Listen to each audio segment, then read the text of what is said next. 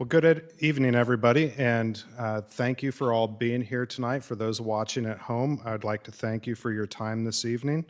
My name is Mark Rowe. I'm the Executive Director for Greater Ottumwa Partners in Progress, and I would like to welcome you to the first evening of the series of City of Ottumwa candidate debates.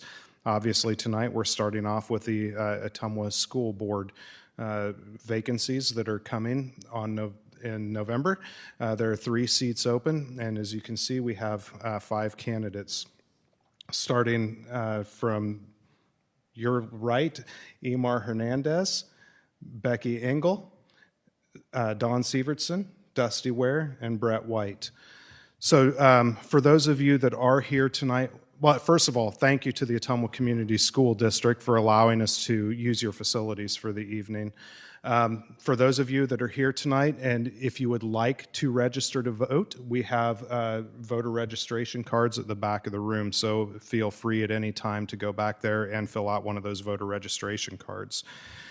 Just to go over the rules for tonight, the candidates have amassed prior to this, and we went over these rules, but just so everybody in the room understands what this process looks like,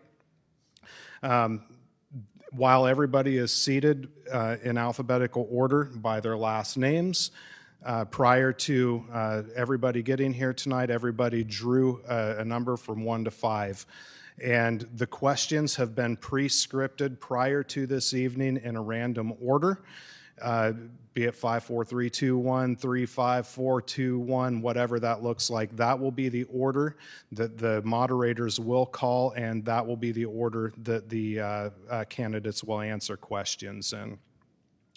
This is a moderator-only question evening, so there will be no questions posed from the audience. The questions will be given a 2-minute response time. There will be no opening statement. If at any point that one of the candidates wants to rebut something that is said, they will have the opportunity for a 1-minute rebuttal after the initial response is given. If there is a clarification from one of the moderators, then they'll have 30 seconds to respond to that clarification. After all of the questions are done for the evening, each of the candidates will be given a 3-minute closing statement. Just as a general housekeeping item, we will be keeping very close ties on the time. So once the 2-minute timer's up, they'll have a very short amount of time to wrap up their question, while the people in the audience here might still hear. Anybody at home will no longer hear. The mic will be cut after a short time after the response if they have not wrapped up. So with that, I want to introduce everybody to our moderators this evening. Those, the Ottumwa Courier and Ottumwa Radio will be acting as dual moderators for this. All of the questions were written by Ottumwa Radio and Ottumwa Courier. Greater Ottumwa Partners in Progress did not see those questions in advance. And with that, I will turn it over to our moderators for the evening. Good evening. For our first question, we will ask Don Sievertsen. Why are you running for school board, and what unique perspective or experience would you bring to help the district move forward? Thank you. I am running for school board because I have 17 years invested in the Ottumwa Community School District as a school principal. I retired in June, and I have since moved on to William Penn University as a director of distance learning. My passion is to make sure that we continue to have quality staff in all positions for our students to help them succeed and move forward. I think that's going to be a challenge that our school district and school districts across the United States face in the years to come. Thus my role in higher education, helping to prepare educators. So that's my main focus, is to help the district maintain a positive staff that can be supportive of students and their learning. Mr. Hernandez, 1 minute rebuttal. Thank you. I'm running for school board. I've been in this community for 30 years, and I've been in public education for 22 years. I have 2 kids in the district, and I've put 2 exchange students through the district as well, just like our kids. And I'm very passionate about Ottumwa. I am a product of the Ottumwa School District. I came here as a failing kid, both academically and socially, ready to give up in the school. And this school made a huge difference for me, and this community made a huge difference for me. And I just want to give back and represent the diversity in our community. Mr. White, 2 minutes, please. Yeah, big reasons why I'm running for the school board. Lifelong community resident, went to James School back in the day, went to Evans, went through the high school, and now I'm the proud dad of a kindergartner in high school right now. So she's just starting that. I think it's important that I get involved, and anybody gets involved that has that type of investment in the district. When people are going to see me and decisions I make, I mean, it's going to be with her at the top of my mind. So with her doing it, it's every student in the community. I bring a good experience in finance, accounting. I'm an accountant at Davis and Lewis here in Ottumwa. So I bring that to the table. I've worked with student athletes over the last 25 years as a certified sports official. So I've really enjoyed my time there. I've probably been on Ottumwa's facilities probably more than about anybody besides like a Frank Houston in the community like that. Yep, I'm excited to be doing this. Ms. Ingle, 2 minutes. I am rerunning for the school board because I enjoyed my last 4 years. I thought we accomplished a lot of things. Proud of some of the things that I helped to accomplish. I'm also an advocate for our staff, teachers, custodians, associates. As Dawn said, I want to make sure we have quality staff in the future, and it just gets harder every year as fewer people go into the teaching career. I have 38 years teaching experience here in Ottumwa, and I have 3 grandkids going through the Ottumwa School District right now, and I want to make sure that they and every child in our district gets a quality education with quality teachers and quality curriculum. The facilities are looking great, and I think that's something that we can be proud of. And we're on a good path right now, and we need to continue that, and I think I can help us stay on the path that we have. Mr. Ware, 2 minutes. Similar to Becky, I'm rerunning. I filled a vacant seat in July, and quite frankly, I just don't feel like I've had enough time to contribute to much, so I'm eager to continue to work for the district. I was born and raised in Ottumwa. My folks were as well. Went to Ottumwa schools. I've got a 8-year-old in the district now. We've got a little one due any day, so I'll be having another one coming through the district, and I know that they'll be going here because I also my roots are pretty deep here. Entrepreneur. I own 3 businesses here, and I think over the last 5 years we've seen the school district's reputation really just. I mean, it was in a dark place for a while, and as a business owner, you know, when we're trying to attract people to our town, you know, one of the first things they look at is the school district, you know, if someone's going to relocate. So for us to have our school district to be under some positive light, I want to see that continues to stay that trajectory.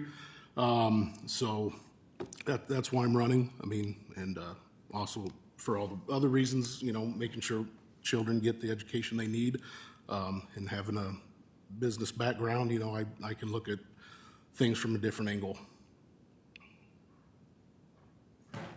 Thank you all for coming out tonight. The next question, what do you see as the single biggest challenge facing Ottumwa schools today? And if elected or re-elected, what would you do to address it? The first response will be Mr. Ware for 2 minutes. Okay. The biggest challenge, Maybe participation with all of our activities, whether it's band, orchestra, drama, JROTC, athletics, for a town of our size and the schools sizes that we have. It just doesn't seem like our kids are as involved as they used to be, and I know that can be tough as a parent. You're busy, and as much as technology should give us more time, it's supposed to simplify our lives, it seems like that's the one thing we all have less of is time. But I would see that as maybe our biggest challenge right now is just getting kids to participate. You know, if kids are participating in things, they're having groups and they're just expanding their brains, just being involved in things, because that's what the real world is. When you get out of school, you got to be in. You have to work with people. So, yeah. Thank you. Ms. Sievertsen, same question to you. Yeah, I think that's a really valid point, Dusty, that you bring up. Participation is really significantly important in this, and the diversity of our kids getting involved in those activities, I think, is important to focus on in the future. I think maintaining adults to then provide those opportunities is going to be the biggest challenge, though, that we see not only in Ottumwa, but as I said, across the nation.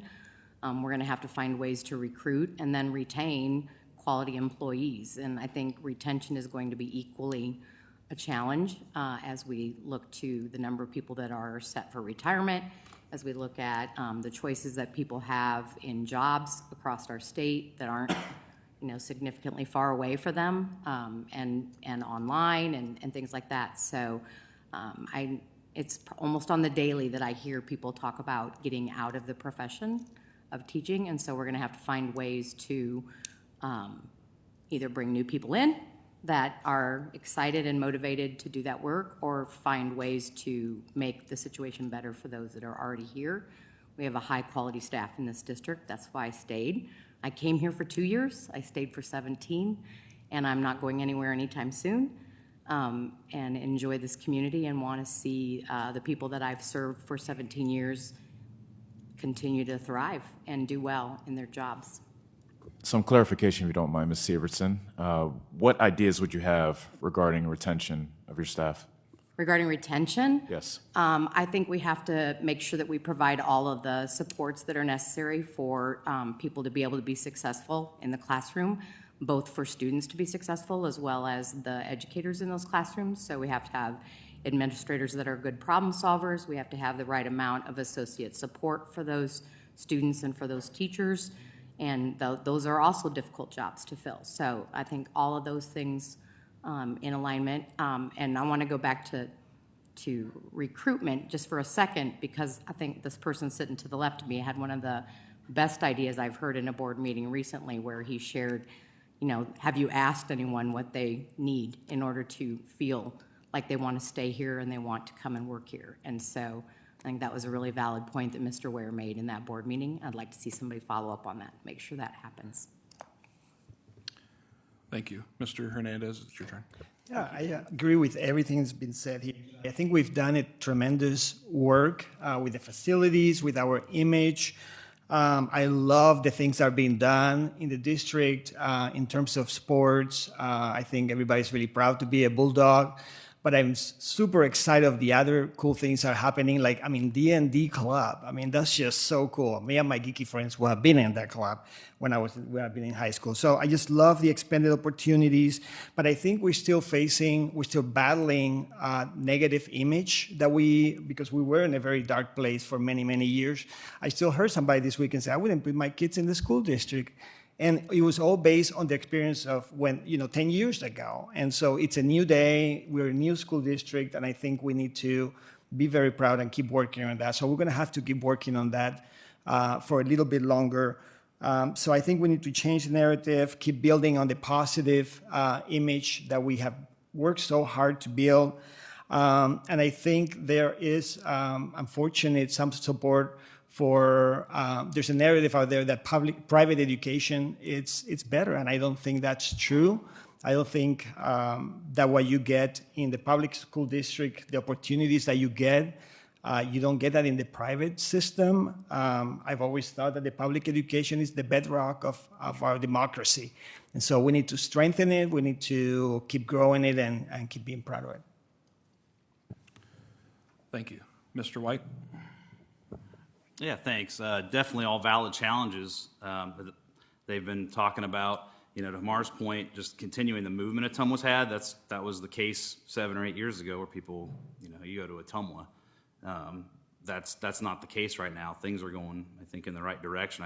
But to do that, you don't want to get, you don't want to level out. Like, we got to keep pushing forward and keep the district moving in the right direction on that. As far as a challenge I think is out there is just being here my whole life and how much this community's changed since I've been here. I mean, you look at the demographics of the school system now. I think somebody said we have 41 different languages in the classroom right now. I mean, that's a challenge.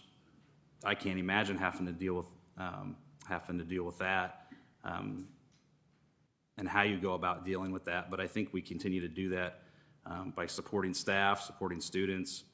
I think last I looked, the Ottumwa schools are about almost 50-50 in diversity. So, and that's something too. It's not only a challenge we can embrace. I mean, Ottumwa's a pretty awesome community when you look around. And it's just how do we reach out and to continue not only get students involved, which is so important, but how to continue to get their families involved, if possible, and get the buy-in on that. Thank you. And Ms. Ingle, your turn. I think one of our biggest challenges right now is, or in the future, is going to be retaining our veteran teachers. We're putting too much on the teachers. We're asking them to do more than is possible to do from 8 to 3:30. And we need to alleviate that somehow. I have some ideas on how. I see Ellis writing down. He's going to ask me what I want to do. Take away some of the paperwork, the data collecting that needs to be going on. Make their planning times sacred. Don't make them have IEP meetings during that time. I know they have PLC meetings once a week during that time. We're tying their hands by not allowing them to use the tools that they have in their toolbox. Veteran teachers have been around and seen the pendulum swing, and even new teachers, even if you've been here 4 or 5 years. You've learned from other curriculums, and we want to be able to bring in the things that we know helps each student learn what they need to learn, be it math or literacy, writing, any of those things. We're doing a better job on keeping behavior under control. I talked to one teacher this morning, and he is having a very good year. He said if he would have had a year like the last 2 years, the behavior was so awesome, he didn't know if he could continue. So I think some of the programs that we have started have helped this district, and we want to retain the new teachers, the veteran teachers. We need to support the teachers and the associates and the custodians, everybody that's involved with our children. And just a quick follow-up to the data collection point. Is there specific data that you feel is being collected now that just isn't useful, and that's what you're proposing to reduce? Or Yes. someone else to do the collecting? You can respond to that. Yeah, there are times, I've been out for 4 years, so I just am getting this secondhand from teachers. But sometimes they're asked to score a piece of writing and take it to their grade level PLC, and then it's like, what are we doing with this? When they would rather score the writing together so they can all get a basis of how everyone in the district should be scoring that writing. It's just teachers have to input so many things. They have to progress monitor kids every week, either in math or literacy in the elementary. And I'm more familiar with elementary, so I apologize to the high school teachers. But some of that needs to be reduced because we're taking away from teacher teaching time. Thank you. Next question. If a parent or community member approached you with a concern about a student, staff member, or classroom issue, how would you handle it? What is the proper chain of command? And how do you see the board's role in those situations? We will start with Ms. Ingle, 2 minutes. And I've had this happen in my last 4 years. So the first thing I ask would be, have you talked with the teacher? Have you talked to the principal? You know, it should go to those two people before it comes to a board member. And then if it does come to me, I tell them that I will look into it, and I immediately reach out to Mr. McGrory or whomever it belongs to. I always CC Mr. McGrory, though, if it's a problem in a different area, just so he knows what's going on. I talk with him, and sometimes he just asks me for the person's phone number so that he can talk to them directly to take care of the problem, or else he'll tell me, you know, X, Y, and Z, and then I contact the person back and let them know, you know, what I have heard, and if they want to go beyond me and talk with Mr. McGrory themselves, to go ahead and do that. But it needs to start at the classroom level first, and then go to the principal before it even comes to a board member. But I am always happy to listen and, you know, look into any problem and respond usually within a day. Just a little clarification. Following up on the concern, how far do you go to follow up? Do you follow up till there's a resolution found, or at what point do you keep following up? Yes, I do. Sometimes there can't be a resolution. It's just, this is the way it is. That happened when we changed the busing last year. Most often, though, Mr. McGrory handles it, and then he'll let me know what the resolution was. And then I'll try and contact the parent again and say, I hope that was, you know, satisfactory. Thank you. Mr. White, 2 minutes. Yeah, could you repeat the question? Of course. Thanks. If a parent or community member approached you with a concern about a student, staff member, or classroom issue, how would you handle it? What is the proper chain of command, and how do you see the board's role in those situations? Yeah, I mean, I think some of the best conversations you're going to have in the community is to be open and available. Not only that, is to be, you know, at a ball game, at an event, and people come up and speak with you, and they'll usually let you know what's going on. Now, if it's somebody specifically reaching out to you, you know, there's a problem.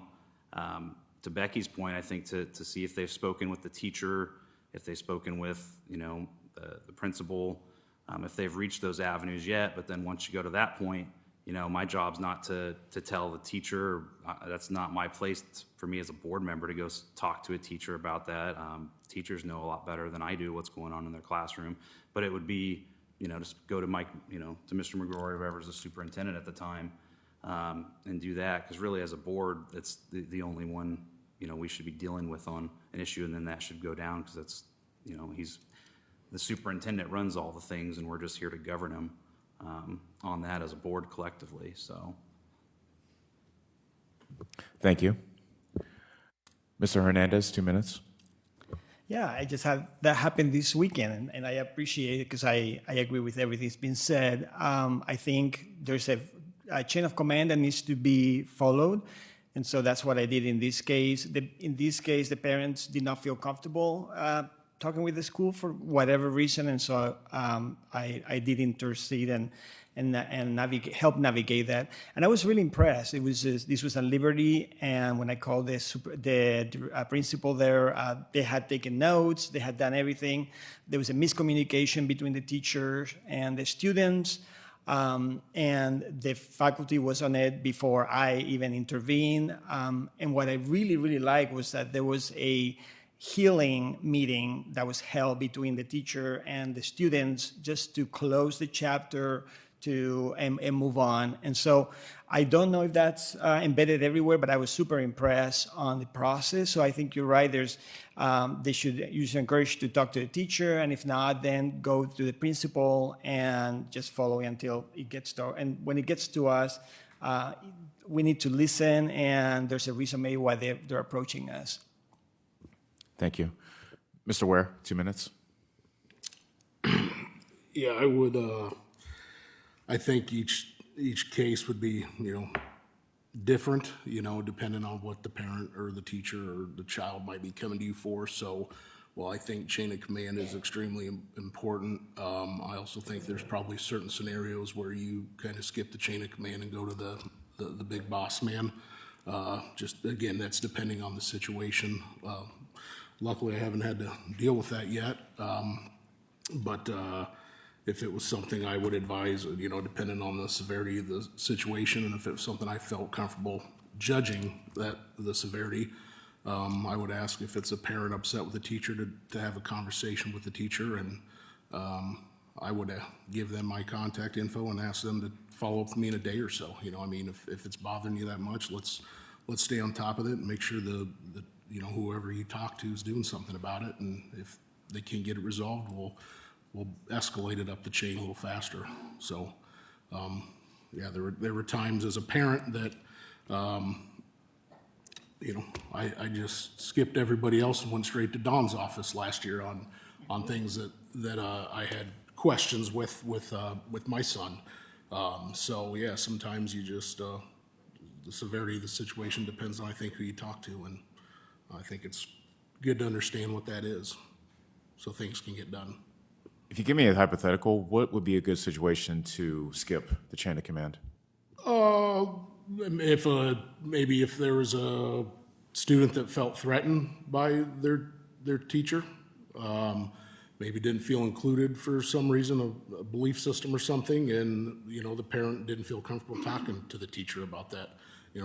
I'd say skip the teacher, and that needs to be addressed with the principal or the superintendent. Thank you. Ms. Sievertsen, 2 minutes. Thank you. Yeah, I'd say this is a pretty common scenario that happens in my world and about every realm I've existed in. And I think the thing that I bring to the table in this realm is the idea that you just always assume good intentions. Usually when someone has something they're concerned about, they have something that they're hurting about, or that they have need fixed for a child or for another party. And so I've always operated from the standpoint of assume good intentions until I know that there's not good intentions. So I think all of the answers that have been given are the right answer. You send the complaint back to the person closest to the problem. So if it's a teacher-parent issue, you send the complaint back to the teacher. Oftentimes the reason they're talking to you is because they haven't felt heard. And so that, sometimes I coach people on what are the ways that you can say this so that you're heard. And then if, again, as Dusty said, there are situations where it's not my role to do anything. It's my role to bring the safety of a student to someone's attention that can handle it.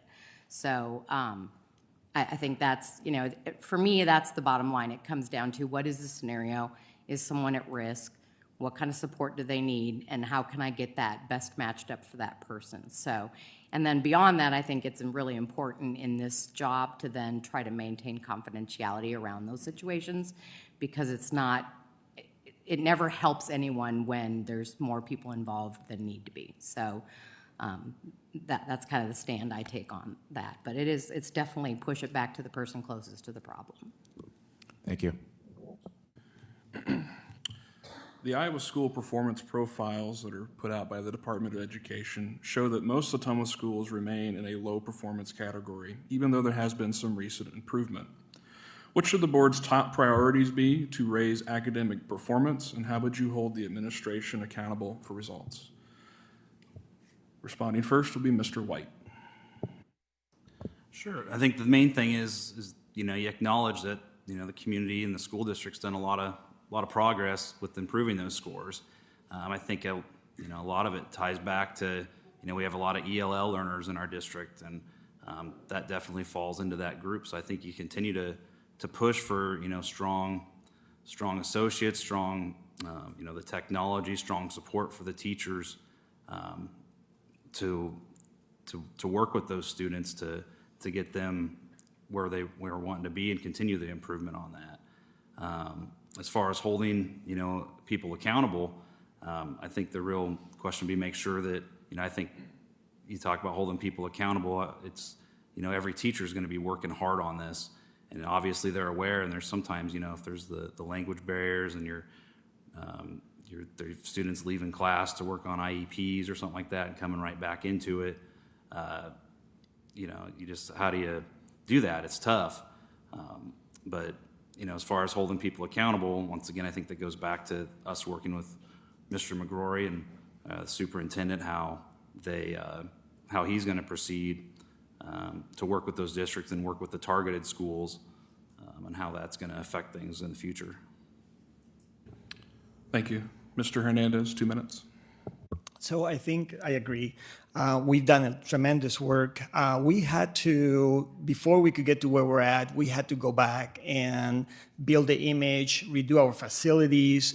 The reason why I'm running is because I think we're ready for the next step. And I think the next step is focusing on the quality of the education and the quality of the curriculum, quality of expectations from the students. The 96% graduation rate is amazing. So I don't think we're starting from a place of deficit. I think we're starting from a place of strength, and that we can really build on that. So I think I would love to see the strategic plan. I haven't seen it. I cannot find it in the website. So I would love to see a strategic plan, because that's the future. That's the map for the future. And so I want to see what does it say in the strategic plan about elevating our students so that they can compete in equal conditions with the rest of the state, and they can find success in the future. So, but I don't see that from us starting from a deficit, and I want the message to be in the community that we have done a lot, and that we can only go up from where we're at. Mr. Hernandez, you talked about not starting from the bottom, but starting from a little bit ahead. What are some realistic expectations you would have in regards to that? You mean from the school, or from the students? From the students. From the students, I think that quality of curriculum, I think also now that we have one less grade per school in the schools, I think there's opportunity for more electives. I think we need to offer languages sooner, and then smaller classrooms. I know we're in a good ratio compared to all the school districts around us. We're at 21 students, which is lower than the surrounding areas, but I think we can do even better than that, which then relates to staff retention as well. It is very stressful to have 21 students in a classroom, and so we do know that one of the main factors of success in education is parent involvement. So I think communicating with the parents and the quality of customer service with the parents and the youth could make a big difference there. Thank you. Ms. Sievertsen. Well, this is a world I've lived in a lot, the Iowa School Performance Profile. For those of you that may not know, it measures the schools in basically 3 areas: math, reading, literacy, math, and like the social interactions of the school. So those are kind of the 3 biggies that we've been focused on for many years in this district, and we've never not been focused on them. I think the metrics for that measurement have changed a lot in the course of the time that I've been in Ottumwa, and so it's really hard as an educator to get a handle on what is it that is the right thing to do to tackle that problem. So I think we always have to just be looking for that next best step. It's about what's the next best step to do. And it's important to have a long-range plan, but it's even more important to be really focused on what are we doing right now that we can capitalize on and do more of. I've been in the trenches with teachers on these topics, and I know that all of them, there isn't a single teacher that you'll run into from any district in the state that will say, well, I certainly don't want my kids to grow in that area. So we're always out looking for the next best step to take. And I think some of the problems that get in our way is we try to take too many steps at a time. And so my strategy would be we need to trust the professionals that have laid out that strategic plan. We need to make sure we don't try to tack too many things into that plan that just weigh it down and stop the progress from being made. One of the best things that I've seen this district do in 17 years is to adopt a really strong instructional framework through Marzano's work with the new art and science of teaching. And I think if we stay that course and we keep working within that realm, it'll keep everything moving forward. So we can jump on the next bandwagon, on the next assessment, on the next best tool, but the reality of it is good instruction is good instruction, and it looks the same no matter what the resource is. As long as you're aimed at the standards, you're gonna get there. So we gotta stay the course with what we're doing, continue to push forward, and address the needs of the kids. Thank you. Mr. Ware. I'm going to have you ask that question again. Sure. The Iowa School Performance Profiles show that most Ottumwa schools remain in the low or below average performance categories, even though there has been some recent improvements. What should the board's top priorities be to raise academic performance, and how would you hold the administration accountable for the results? The first thing, and part of that question was we've seen growth over the last few years. Some standards have improved, but most of the buildings remain their current statuses for one reason or another. I probably have a unique viewpoint on this, but I'm going to pick what Becky said about the teachers not having enough time in a day to teach. You know, they're doing data stuff and all that. So that sounds like a real easy way to, you know, lift some of those responsibilities off the teachers and give them more opportunity to actually teach. And maybe we'll see some test scores go up. I don't think the test scores are reflective to how hard our educators work and our teachers and our administration. And I don't necessarily think they're a reflection of our children or the education, or, you know, the test scores are going to say lack thereof, you know, because those tests are compared to what, you know, the state. I mean, we have a little bit, I think we're in a unique community down here. There's probably not a lot of school districts in the state of Iowa that have, you know, the number of languages and just the diversity that we have, which I think is a great thing for our community and our students. I see that as a great thing to have that. But, you know, if we're comparing that to, you know, the other districts, that 95% of the districts that don't have that, you know, I mean, they're just numbers, you know. Thank you. And Ms. Ingle. I think a big thing we can do is to make sure we continue to have low class sizes. Himar said about 21. I think the average is a little higher than that in the schools. I know several 3-5 that have 24 or so. It's amazing how much you can do with just 18 students, you know, rather than 22.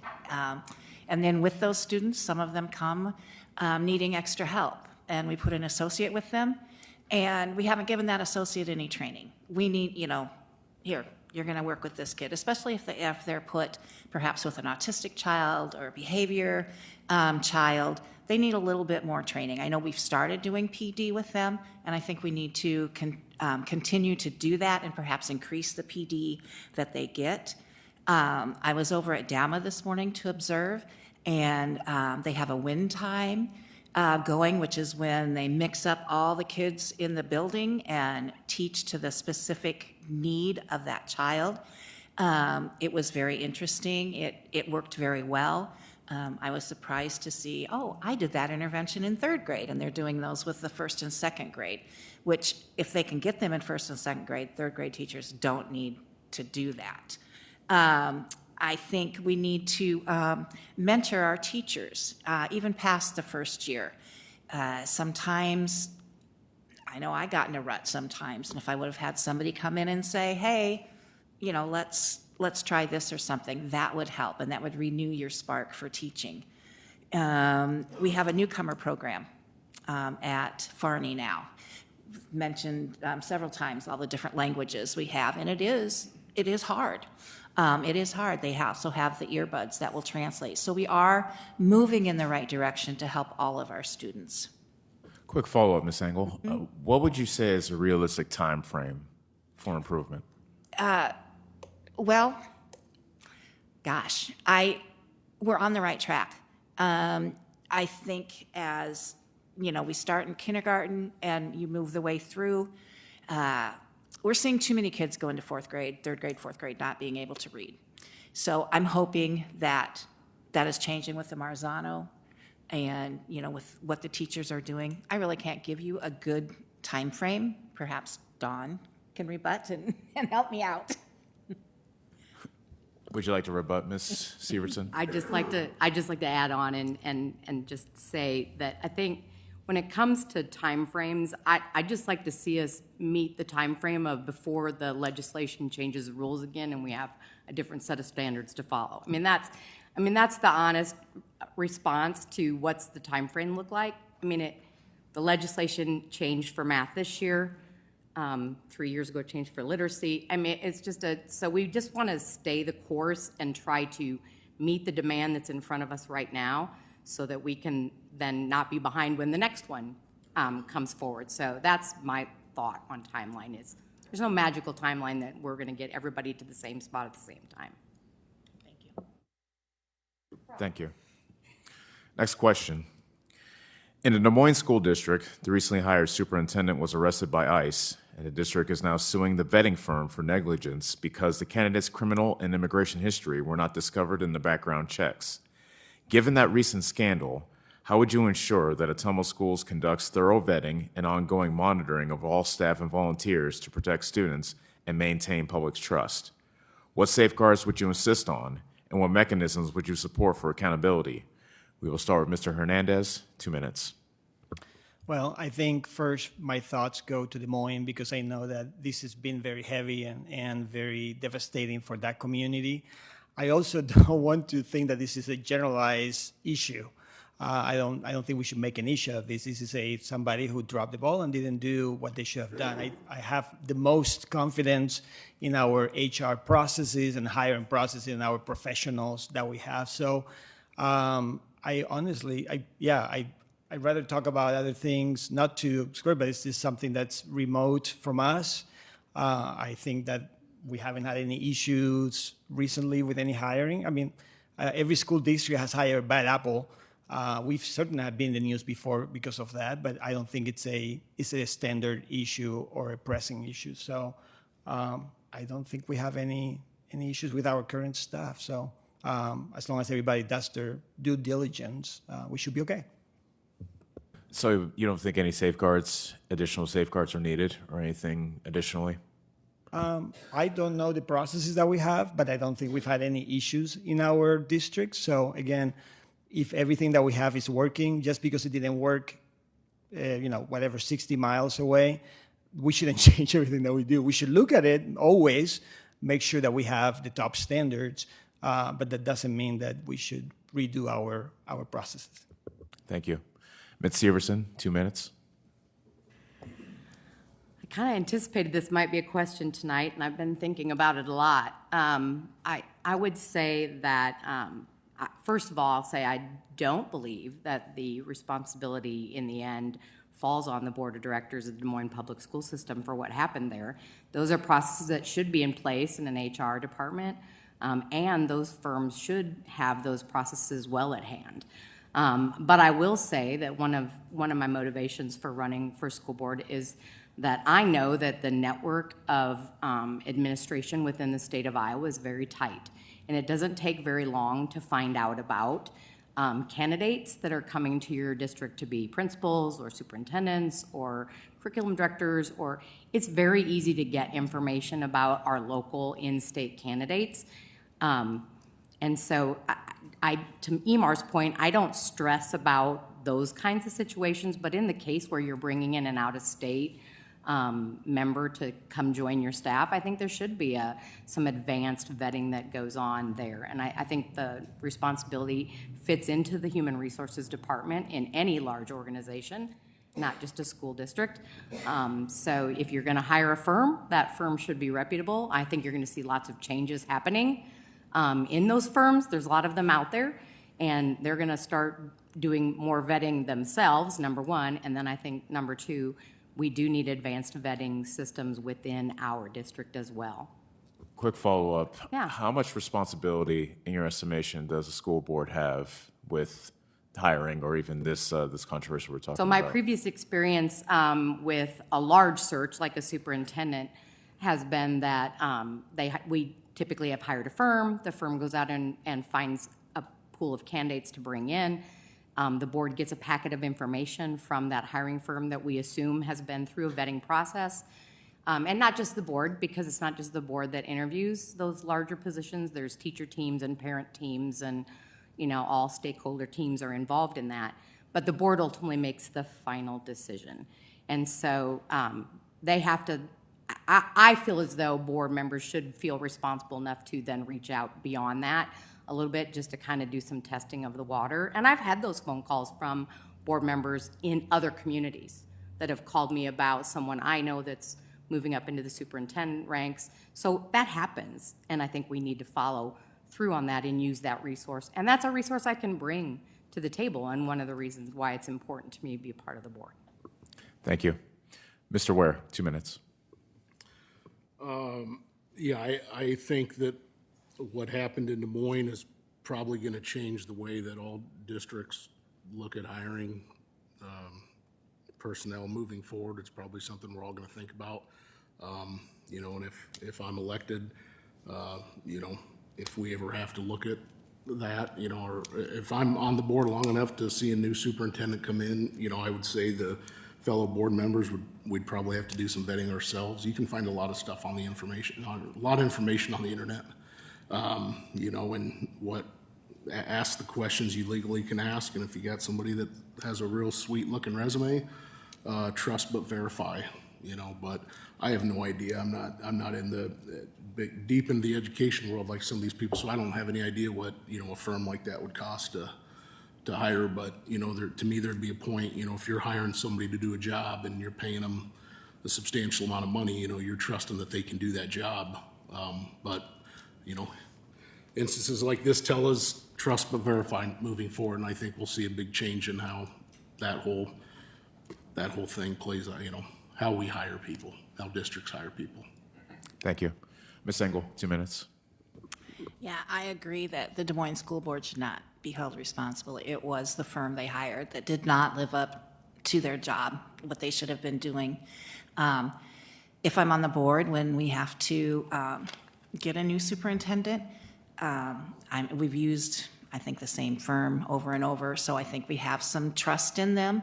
But again, like Dusty says, trust but verify, and you can find out a lot of information on the internet. And sometimes the information that you get is bad, and so then you have to check into that. And that's happened even in this district, where there have been some things that have been negative comments about someone we're going to hire.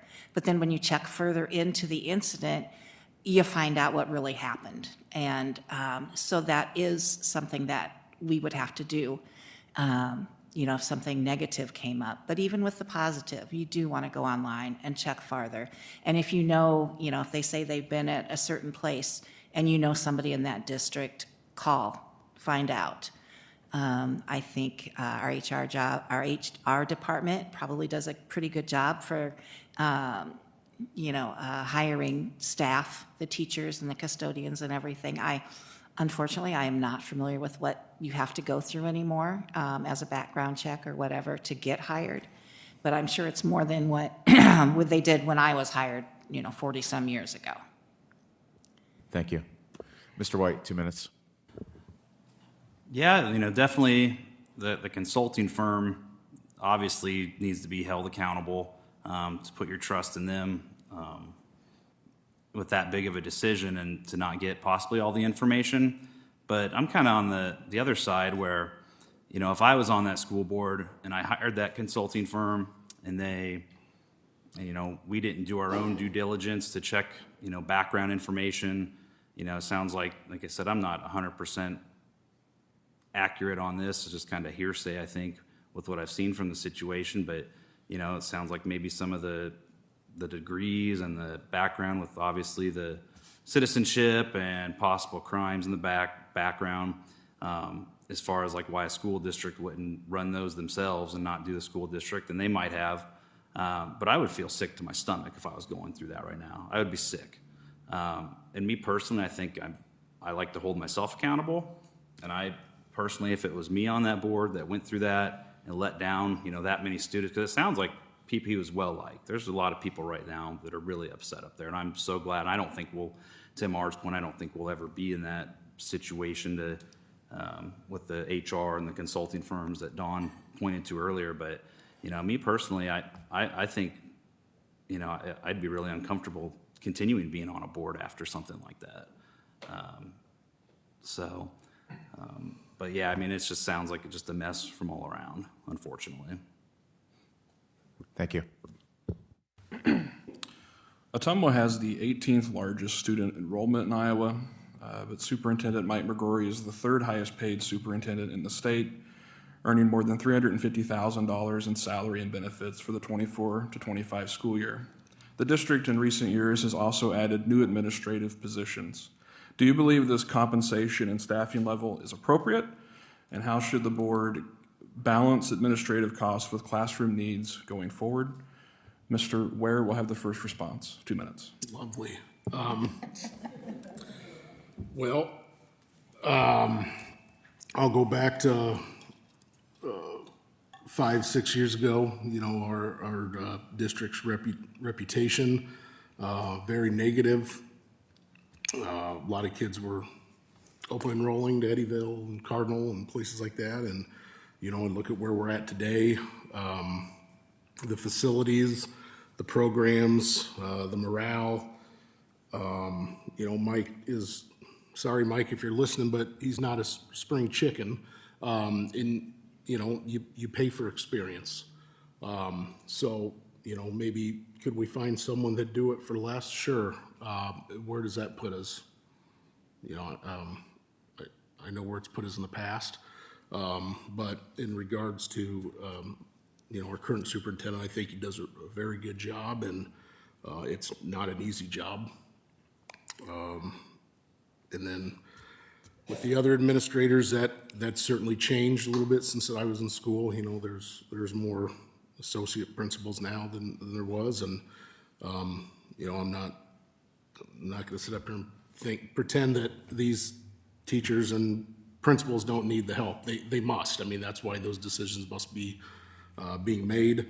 You know, I drop a kid off to school every single day, and it's man, it's hectic there, you know, every single day. So, I mean, I think they need help, but, you know, I didn't go to school to be a teacher. I'm not, I can tell somebody what their time's worth, but I think that our district is in the right place, so. Thank you. Ms. Ingle, 2 minutes. $350,000 is a lot of money. But he is a quality superintendent. My hope is that he does stay with us for a while. However, he is not a spring chicken, so you know he will be retiring. And I would like to think that we would not bring in a superintendent at that amount of money. We have several people at the board office that I'm not quite sure we need everyone. I'm not sure if everyone's what exactly everyone does. I know different people report to different people. We've asked, you know, for just something to say, what does each person do? They're all good at their jobs, I think. Are they making too much money? You can't take money away from them now. So that's where they're at. As a board, we need to be fiscally responsible and look at the salaries. I'd like to see us raise salaries of teachers, you know, and if that means cutting 1 or 2 administrative positions that may or may not be needed to give teachers more money, then maybe that's something to think about. Thank you. Mr. White, 2 minutes. Yeah, just kind of same, what they said about Mr. McGrory's contract. I mean, it's what he's accomplished over the last 7 to 8 years. Definitely, I think is worth it. I mean, that's just how it works to bring him in, to keep him, to retain him. We talk about retaining quality people. He's one for sure. And also the point, you know, we bring in somebody new. Obviously, you don't want to do that to start that high. But you want to be competitive, obviously. If you're going to get quality people, you're going to pay a little bit. As far as, you know, administration in all our schools, you know, I saw the Facebook posts earlier with the National Principals Month, and we got some quality principals here. And as far as associate principals, you know, obviously teachers can always be paid more. You know, if we talk about cutting one admin, you know, then we put more work on teachers. And really, if you're cutting one admin, you know, you're saving $150,000, but spread that out over, you know, a couple hundred staff. how much does that really do? So if it sounds good to possibly cut an administrator, but, conversations I've had, there's some, possibly the high school could use a new administrator from conversations I've had over the last few weeks talking about possibly being on the board. I don't know if that's the case or not, but, if the administrators are there, to your point, make sure what they're actually doing. But it sounds like the ones they're doing a good job, is from what I've heard. But just to ensure that they're there to support teachers and that. But before you start doing a money balance, you have to look at, you'd be gutting admin to really give teachers a significant raise, and they do need, more quality. Teachers don't get paid enough, obviously, or teacher associates, or all the people that get the things going. But I think that's not really a place where you'd really look to cut a bunch. Thank you. Mr. Hernandez, 2 minutes. So I'm super cheap, and so it does hurt to hear the amount of money that we pay Mike. At the same time, I was still working with Iowa State University. I still am, but we were commissioned the 2014 housing study for Ottumwa. And when we did, it was a 2-year process. And when we came out of that study, the first 15 recommendations had nothing to do with housing. Because the truth at that moment is that we would have built houses, nobody would have come to buy them. Our school district was a failing school district. If you drove downtown Ottumwa, it was a depressing, very sad place to be. And people were not moving to Ottumwa, we were losing population. And so I don't think we could have afforded not to hire Mike. And so he has turned the district around. And I think what he has done, what the board has done, and what the teachers have done really was key to the survival of Ottumwa. And so I would also hope that the next superintendent, maybe we can negotiate, but prices have gone up since we hired Mike. So it will be interesting. I will say with the administrators, I would like to see. I'm sure they're very fiscal responsible too, and ask, do we need this position or not?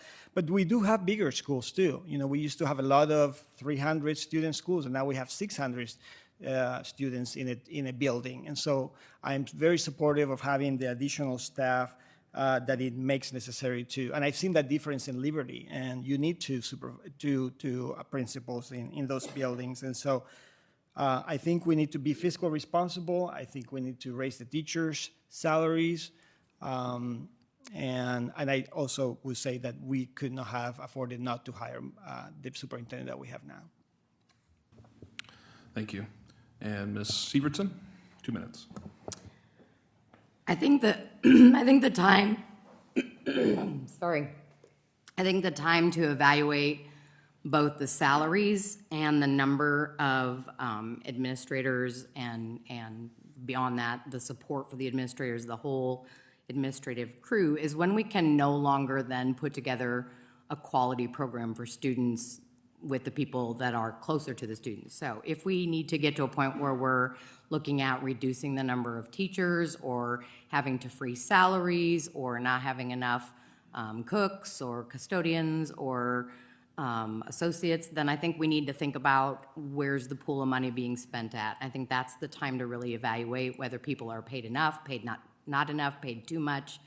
And unfortunately, the truth of the matter is that the next person that wants to come to Ottumwa and take a leadership role is going to look at what was the previous superintendent making, and I'm going to expect that that's what I'm going to be making too. So that's just the reality of the business. So I don't know that the cost of our administration is ever going to drop significantly, but when it starts to affect what we can deliver to students directly, I think we have to take a really close look at it and determine where can we make reductions, where can we soak up some of the costs of needing to either pay teachers more or hire them with bigger salaries. We're already very competitive that way, but that's going to continue to grow as every district across the nation starts to compete for the small pool of quality teachers that are out there. You're going to see that the salaries of teachers are going to have to go up. And so when we can't do that, then we're going to have to respond by looking at the budget and do we need to reduce the amount that we're paying out for administration. Thank you. Quick follow-up before we move to the next question. Ms. Engel, when Mr. White mentioned that he heard that that the high school may need an additional administrator, I saw you shake your head. Could you explain why you agree or disagree? Well, somebody just made a comment to me the other day, and I could be wrong, that there are 4 administrators at the high school. Is that correct? Does anybody know? Yeah, and now we're at 3 grade levels. Usually there's like 1 administrator per grade level. So that's why I shook my head, is because we already have 4 there. So I guess my question to Brett would be, why do we need another one there? Sure, that's not what I'm advocating for. This goes back to earlier when, just kind of listening to just casual conversation with people in our community. That's just when they ask how things are going, and because I get the same thought goes through my head. If we have all these administrators, what's going on? It's like, what do you think they do? And they said they do. They have their hands full. They think they all, teachers all have their hands full up there right now.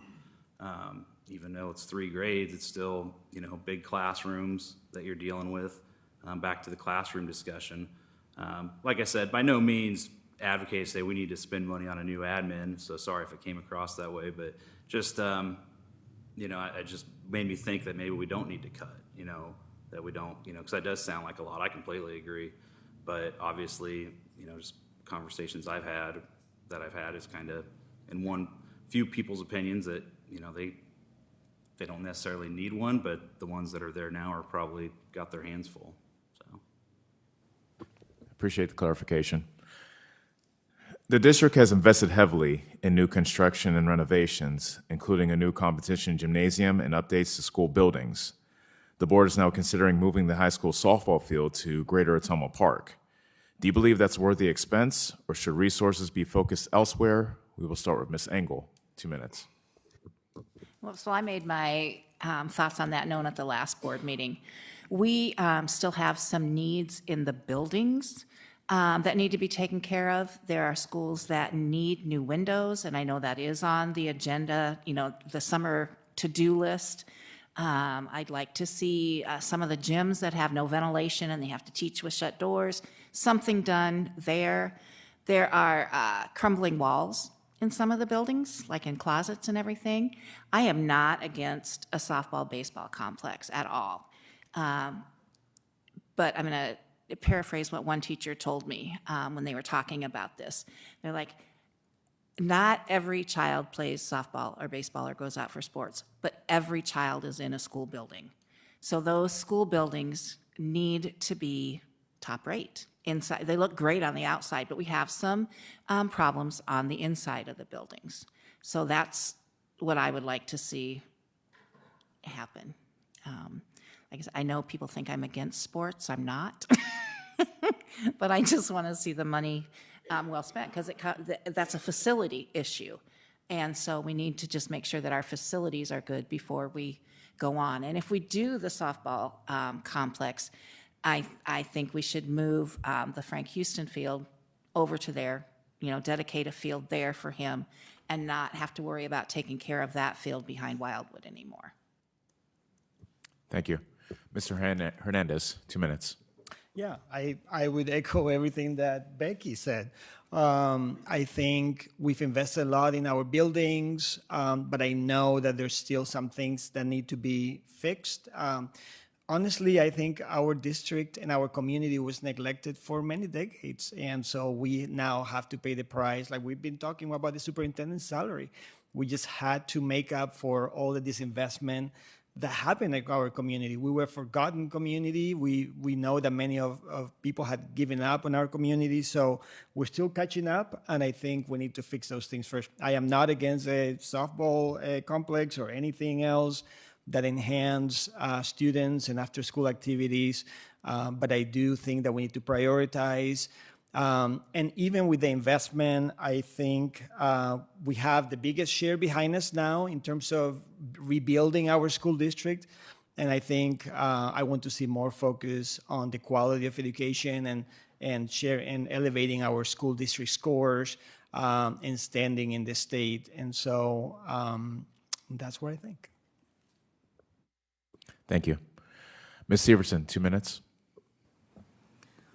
Well, I'm going to assume that past practices are still in place where members of this board review the facilities and set target goals and look at things that need to be done. And so much like the strategic plan for academic improvement, I would say that that's where we need to get back to and focus on is what was the strategic plan for facilities. I will echo Ms. Ingle's sentiments. I know that our facilities in some of the most basic places need some work. I would add bathrooms to the list of places that she mentioned over crumbling walls. And so, I think that's the task of the board is to guide the finances and the budget of the district. And if the finances and the budget of the district support both a softball, baseball complex and also can take the needed maintenance of the buildings back up to where it should be, I can get on board with that. But I do think that there's been a committee in place. I think they, if they haven't done a recent walkthrough, they should. I know there are members of the board that are very talented in the construction area. That won't be my role. I can tell you what bathrooms I don't want to use. That's what I can help you with. So that's my thoughts on that. Thank you. Mr. White, 2 minutes. Yeah, can I have you repeat how that was laid out again? Of course. Thank you. The district has invested heavily in new construction and renovations, including a new competition gymnasium and updates to school buildings. The board is now considering moving the high school softball field to Greater Ottumwa Park. Do you believe that's worth the expense, or should resources be focused elsewhere? Yeah, the new facilities all around town have just been amazing. And so to be part of you have to look at if that's possibly, adding a new facility like that over there, you have to look at. With that being said, you have to make sure that everybody's building's up to date. Like I said, it's been touched on multiple times, but that classrooms need fixed up first. Maintain restrooms, all that stuff's, above definitely athletic facilities. But when you do build an athletic facilities like we have, you're changing the whole community. It's still funny to me when people come to town or I talk to anybody that hasn't been to Ottumwa for a while and you tell them what the old pit is. And people that used to park in the pit know what the pit was. So, but just now you have world-class tennis courts there. And I think if you've been around the tennis program the last few years, you've seen buy-in from the students that play there. Tennis teams are now beating Ankeny, schools like that, where they probably never had a chance. Probably helps we have the best tennis girls coach in the state right now doing that too. But to have that is definitely awesome. Somebody that's been around Houston Field for a while, and I go to a lot of complexes where things are baseball, softball definitely makes things a lot easier, and just to tie that in with the city community. In the park there, I know that project's been kind of scaled back from the sounds of it, but if Ottumwa schools could possibly contribute to that and do it fiscally responsible, I think it'd take more of a fundraising campaign. Like I said, I don't know the details on how that would work. I haven't been privy to the committee yet, but it's definitely something I would look into. But it would also be, we're not just going to not upgrade our schools or keep schools. If I want my daughter first to have a good day at school, then possibly, trying to field softballs off of turf, hopefully both, or that way she's got the best of both worlds, but definitely schoolrooms first, obviously. Thank you. Mr. Ware, 2 minutes. Yeah, so my mentality on this would be, I guess, kind of my business owner background of just, making things happen is what it doesn't have to be either or. I think we can do, not knowing the budget yet, but this baseball complex isn't going to be done in a year. I mean, this is going to be strategic planning. We haven't gotten pricing back, things like that. So, but I mean, I know there's things in the works right now on new windows and multiple facilities that need new windows. One of our current board members, school board member, sits on the baseball softball complex committee, and in my short time on the board, I don't think I've heard anybody louder and advocating more for our buildings than this guy. So I think you can want both, and I think it comes down to just looking at you know, at the budgets, you know, I mean, windows, we're gonna get money for that. Sportsplex, that's probably gonna be some fundraising, so, you know, we could get a lot of capital improvements done in our buildings before, you know, that baseball, softball complex is, you know, a reality. But I don't think it has to be either or. Thank you. All right, candidates, we're beginning to run short on time together, so we want to get to your closing statements as we've discussed before. Each of you would have 3 minutes, and you can make your closing pitch to voters and cover anything you'd like, whether we covered it tonight or not. First on the list would be Ms. Sievertsen. I'm not sad to go first. I guess winding up tonight's discussion, I've heard some really great things at the table from all of us sitting up here. I'm pretty excited about the ideas that I heard around, you know, thinking about how can we work to get more of our students engaged and participating in extracurriculars. I think the district has done a fantastic job of opening up a variety of opportunities for students, both athletic and non-athletic. It's my nephew, by the way, that does D&D club over at, yeah. So there you go. So I think that's a really great point that was made tonight. I also echo Becky's sentiment around mentoring, that we're going to need to really focus on mentoring our teachers to be quality and work in the field, because we're going to see you know, a wider variety of talents come out of colleges and into classrooms, because it's going to be a buyer's market for those people that are available. So we're going to have to support them and give them what they need to be able to do that work. I think that we have many initiatives in this district that are positive, both around academics and facilities, and I think we need to stay the course. We need to trust the people that are in those positions that are leading that work to do their best, and yet also help them as a board to stay focused on the right work instead of all the work. And so that's kind of where I stand as a potential member of this board, is how can I help support the people that are out there still making all the work happen. And that's where my heart is, that's where I'm coming from. And if that's what this community needs, then I encourage you to cast your vote for me. Thank you. Mr. Hernandez, 3 minutes to you now. Well, first, I think the Ottumwa voters have a very difficult choice to make, because I think everybody here is super capable. And some of you I've just met today, and I'm super impressed. So I think, unlike the city council and the mayor's race, I think this one I hear a lot of common sense.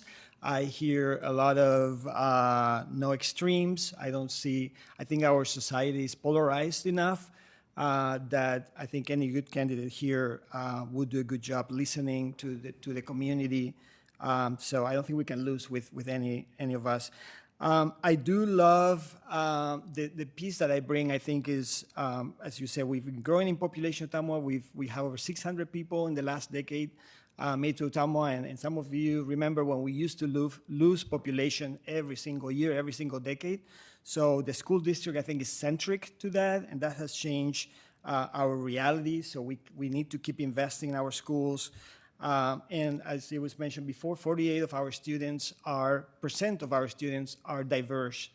And when I see them, and I see them looking at this board, I want to see themselves represented in this board, right? They are the future of our community. They're part of our future. And so I think I can bring a unique perspective of diversity to our community.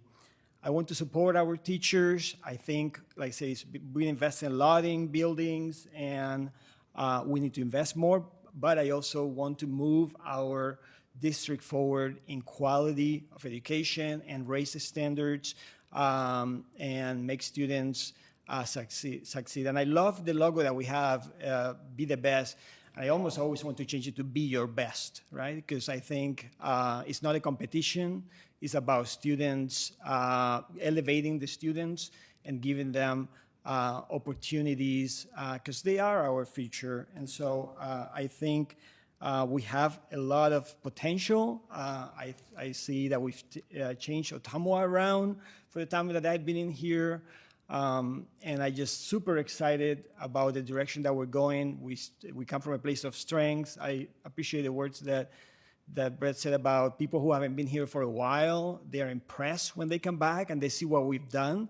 So we should be definitely very proud. And I think the Ottumwa School District is part of that amazing future that we have together. Thank you. Mr. White, 3 minutes for your closing. Just to touch back on to Himar's point, I think there's just been so much good stuff going on with what our teachers have done, what staff's done, and that's been, what the board and superintendent have led over the last few years. I think it's just vitally important we don't go backwards. That we not only not go backwards, we don't stay the same. We keep moving forward and we keep going in that direction. One of the things that I guess does worry me going forward is, right now the school district's in very good financial standing, even with all the new stuff we've done. If you look at our student to debt ratio, we're about, even with all the new buildings that have gone up, like about $9,000. The last report I looked, state average is, I think over 10.5. So even with everything going on, we're still sitting there and there's still stuff to do. But going forward, it seems like with the state fundings could possibly change. It seems like an issue every year. I mean, the schools never get enough money to keep paying these great people that we trust our kids with. And I don't know what that's going to look like in the future with the new school vouchers program that started. Continued, it seems like there's a new attack on something funding-wise from the state. But, it's important that we're fiscally responsible going forward. I feel like I can bring that vision to the district, a good set of eyes on that. Not only that, be able to be transparent and be able to explain to our stakeholders, why we're spending money on this and why we can still do nice things like a possible softball complex and what value, but why we can keep building new facilities for our kids, keep improving our classroom, keep supporting our teachers, hopefully get them more pay, associates more pay. And this is something too, just going forward, I guess my final statement would be if I'm lucky enough to be elected, and like I said, to Himar's point, they're all really good people up here. I don't feel contentious towards anybody like other certain things people vote for might be, but this wouldn't be just a one-term deal for me. Like I said, my daughter's a kindergartner. My plan is to be here for 3 terms. So whatever I'm gonna decide today, I'm gonna have to answer for that down the road. And like everybody up here should be held accountable. If something is, but that any decision we make, it's big, and I think the fact that I know I'm gonna be here for the long haul, no matter what, if I'm on or not. I'll be more than happy to speak to why I did something and also learn from it. So thank you. Thank you. We'll now go to Ms. Ingle for your 3-minute closing. Ottumwa Schools has been part of my world for 42 years. I taught for 38 and then have been on the school board for these last 4. I can honestly say I love the Ottumwa School District. I've seen it at its worst, and I've seen it at its getting to its best, to be the best. And I agree with everyone up here that no matter who is elected, the community will be well served. I started some things while I was on the board with Mr. McGrory that I'd like to see finished. I don't think my work here is done. I continue to advocate for smaller class sizes, work on the curriculum, those sorts of things. I have grandkids going through the school system right now. My own kids went through the school system, and I want us to be the best. I feel like I am approachable, and if anybody wants to reach out to me, I encourage them to do that, and I respond. It doesn't matter if I think, oh my goodness, this is ridiculous. I respond, and I work for the community. This is your district. These are your kids, so you should feel free to reach out and talk to people. I do want to see us continue to grow and be the best. I'll just keep repeating myself here that I love this district, and I would be I don't know, I'd be a little sad if I didn't get to continue to work in some way with the district, which even if I don't get elected to the school board, I'll still go into the schools and read as I do now, and, you know, volunteer at different places. So I guess I'm asking you to vote for me. Thank you. And last but not least, Mr. Ware, 3 minutes. Okay.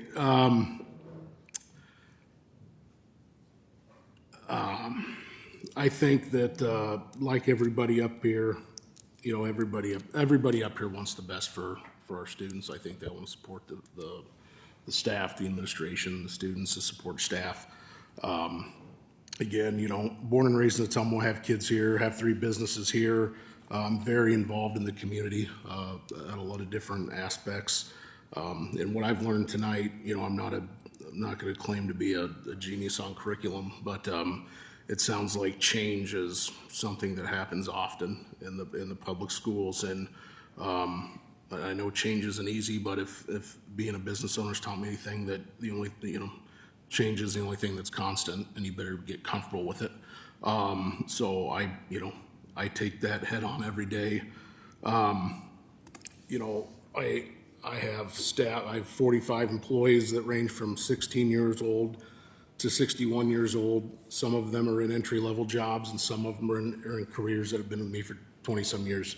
But, you know, I make it a point to make sure every single employee I have feels valued, and I listen to them. I ask questions, how they're liking their job, how we can do things better.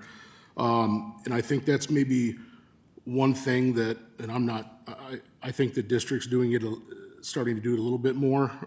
But, you know, we talk about the support systems for the teachers and the students. And one big thing for me is like our aides, our paras. I think they are so undervalued.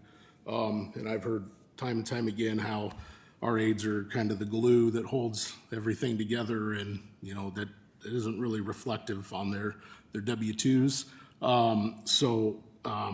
You know, the totem pole's only as strong as the base. So I believe in making sure all your employees feel valued. And I think we need to maybe do just a little bit better a job of that here. But again, you know, I create budgets every year for businesses because money, you know, it doesn't grow on trees for me. I've got to make it. So, you know, I'm used to creating budgets, sticking to budgets, altering budgets. But I think I just give you know, maybe not the most politically correct answers on things, but I'm always going to give you the honest truth. And I think one thing that I think I would like to learn more about how the district works, to educate people in our community that don't know how the funds are. You know, people are saying, well, why are we building this building and this teacher's only making this? You know, they come from different pots. So I think, so I can learn and educate people, because social media is a nasty place. Thank you, and thanks to you guys for taking the time out of your days to speak to the voters directly, and thanks to the voters for coming out or tuning in. We'll be back here tomorrow at 6 for a debate with the mayor candidates. That will conclude the program. Thanks for coming. Safe travels home.